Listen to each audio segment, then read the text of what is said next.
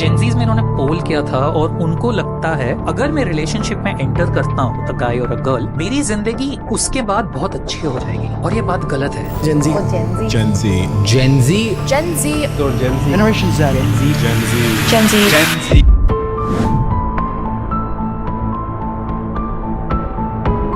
I love you but I can't marry you. मैं तुमसे प्यार करता हूँ बट मैं तुमसे शादी नहीं कर सकता। हर एक रिलेशनशिप में हर एक लड़का हर एक लड़की, ये जो हमारा सर्कल है इसमें इसकी बातें हो रही हैं। इसका नाम क्या है? It's a casual relationship. Casual relationship ये क्या होता है दोस्तों? टियर 1 सिटीज के बच्चों को पता है कि कैजुअल रिलेशनशिप क्या होता है ऑलरेडी, लेकिन जो टियर 2 और टियर 3 सिटीज के लोग हैं, जो गांव से, यूपी से, बिहार से, हमारे आसपास से बिलोंग करते हैं, वहाँ पर लोगों को पता ही नहीं है यार कैजुअल रिलेशनशिप जैसा कुछ होता भी है। तो आज की वीडियो में डिटेल में बात करने वाले हैं कि कैजुअल रिलेशनशिप क्या सही है या फिर गलत। उससे पहले मैं बहुत ही शॉर्ट में आपको बता देता हूँ कैजुअल रिलेशनशिप क्या होता है। कैजुअल रिलेशनशिप मतलब एक ऐसा रिलेशनशिप जिसमें एक दूसरे से आप कनेक्टेड तो हो, फिजिकली भी, इमोशनली भी और मेंटली भी, बट आप एक दूसरे के साथ कमिटेड नहीं रहते। इसका मतलब क्या है? सपोज दैट एक लड़का है और एक लड़की है, वो एक दूसरे से प्यार करते हैं। प्यार करने का मतलब क्या है? वो एक दूसरे से मेंटली कनेक्टेड है, इमोशनली कनेक्टेड है और फिजिकली भी कनेक्टेड है। लेकिन जनरली इसमें फर्क कहाँ आ जाता है कि रिलेशनशिप में क्या होता है, मैं तुमसे प्यार करता हूं तो तुम किसी और से प्यार नहीं कर सकते या फिर तुम किसी और के साथ रिश्ता नहीं बना सकते। ये एक शर्त होता है जिसको हम कमिटमेंट कहते हैं। लेकिन कैजुअल रिलेशनशिप में ऐसा नहीं होता है। वो दोनों फ्री होते हैं कि हम तुमसे रिलेशनशिप में हैं बट हम और लोगों से भी रिलेशनशिप में आ सकते हैं और इसके लिए हम पूरी तरीके से फ्री हैं। इसको कहते हैं कैजुअल रिलेशनशिप। मुझे पता है बहुत सारे लोगों को अजीब लग रहा होता कि ऐसा भी होता है क्या? जी हाँ मेरे दोस्त, ऐसा होता है। और जिसको पता है ऑलरेडी उसको मैं एक ओपिनियन देने जा रहा हूं कि क्या ये सही है या फिर गलत। तो मैं 2 सेगमेंट में चीज़ों को बांटने वाला हूं। सबसे पहला सेगमेंट ये है जो मेरा ओपिनियन है कि हाँ कैजुअल रिलेशनशिप जो है वो सही है, इट्स राइट। अब आपको सही लग रहा है, गलत लग रहा है, ये आपका ओपिनियन है। मेरा ओपिनियन क्या है कि हाँ ये सही है, लेकिन 70% लोगों के लिए, 70% लोगों के लिए ये ठीक है। अब वो 70% लोग कौन हैं? वो 70% लोग वो हैं जो अपनी लाइफ में फन करना चाहते हैं, एंजॉयमेंट चाहते हैं, लाइफ को एक्सप्लोर करना चाहते हैं। वो चाहते हैं हम अपनी जिंदगी को हर तरह से, हर सिरे से एक्सप्लोर करें। उनके लिए ये ठीक है।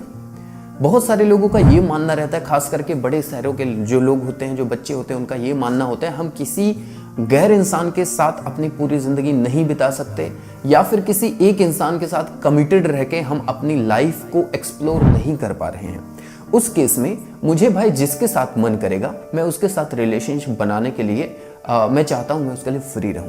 ऐसे जो मानसिकता रखते हैं उनके लिए कैजुअल रिलेशनशिप सही है। और 70% अगर ये है, अगर मैं कह रहा हूं 70% लोगों के लिए सही है, तो बाकी के 30% लोगों का क्या? दोस्तों बहुत सारे ऐसे लोग होते हैं जिनको लाइफ में फन चाहिए होता है, एंजॉयमेंट चाहिए होता है, लाइफ को एक्सप्लोर करना होता है, किसी को घूमना फिरना अच्छा लगता है, किसी को बहुत सारी लड़कियों से बात करना अच्छा लगता है या फिर बहुत सारे लड़कों से बात करना अच्छा लगता है या फिर सेम सेक्स भी हो सकता है। मैं उस पर कॉमेंट नहीं कर रहा हूँ। लेकिन बहुत सारे ऐसे भी लोग होते हैं जो अपने लाइफ में एक लक्ष्य बनाकर चल रहे हैं, उन्हें लाइफ में कुछ ना कुछ अचीव करना है। ये जो लोग हैं ये 30% लोग कैटेगरी में आते हैं। तो अगर आप एक जिंदगी में लक्ष्य लेके चल रहे हो, अगर आप चाह रहे हो आप जिंदगी में कुछ बड़ा करो, फॉर एग्जांपल आप यूपीएससी की तैयारी कर रहे हो, ऐसे सिचुएशन में कैजुअल रिलेशनशिप आपके लिए बिल्कुल भी नहीं है। मैं बिल्कुल भी रिकमेंड नहीं करता। क्यों? क्योंकि आपके पास एक महान लक्ष्य है, राइट। मैं आपको एक एग्जाम्पल दिखाता हूँ। चंद्रगुप्त मौर्य को आप जानते होंगे। उन्होंने कहा अपने गुरु चाणक्य से कि गुरुजी मुझे प्रेम हो रहा है जो राजा थे वहां के, उनकी पुत्री से। वो बहुत सुंदर है, वो जब निकलती है तो मुझे बहुत अच्छा लगता है, उसके साथ बात करना, उसके साथ समय बिताना मुझे बहुत अच्छा लगता है। तो गुरुजी आप बताइए क्या प्रेम करना गलत बात है? गुरुजी ने कहा नहीं, बिल्कुल भी नहीं, प्रेम करना गलत बात नहीं है, लेकिन हाँ तुम्हारे लिए बहुत गलत बात है।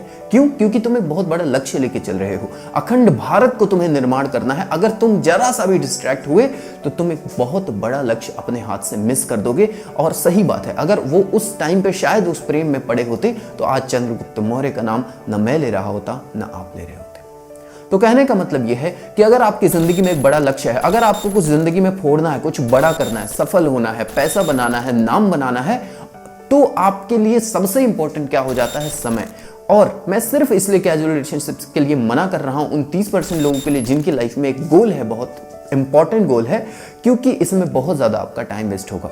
आप अपना जो मानसिक जो आपका क्षमता है आप इसमें लगाओगे कि मैं किस पार्टनर के साथ रहूं, किसके साथ ना रहूं, इसके साथ बोर हो चुका हूं, आपकी जिंदगी में वही घूमेगा और आप कुछ सोच नहीं पाओगे, कुछ बड़ा कर नहीं पाओगे। इसलिए मैं रिकमेंड कर रहा हूं ऐसे लोग कैजुअल रिलेशनशिप से दूरी बनाए रखें।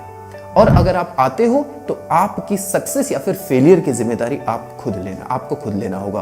क्यों? क्योंकि इसमें आपका बहुत ज़्यादा समय बर्बाद होगा। लेकिन अगर आप चाहते हैं लाइफ को एक्सप्लोर करना, अगर आप लाइफ से फन चाहते हैं, अगर आपके लाइफ में कोई बहुत बड़ी प्रायोरिटी नहीं है, बहुत सारे ऐसे लोग होते हैं, मैं इसके डिफेवर में भी नहीं हूं, मैं ये नहीं कह रहा हूं उनके लिए गलत बात है। किसी के पापा के पास बहुत सारा पैसा होता है, उनको कमाने की भी जरूरत नहीं होती, किसी के पास बहुत ज़्यादा पहले से ही प्रॉपर्टी है, या फिर कोई अपने बिजनेस में एक सेटल हो चुका है और वो कह रहा है चलो अब लाइफ को एक्सप्लोर करते हैं। ऐसे लोगों के लिए कैजुअल रिलेशनशिप सही है।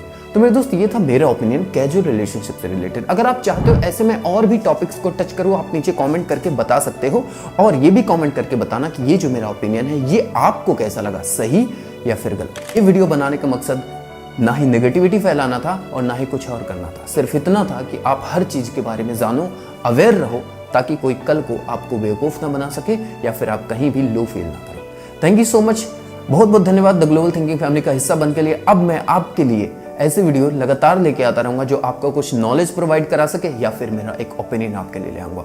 Thank you so much, wish all the best, bye bye.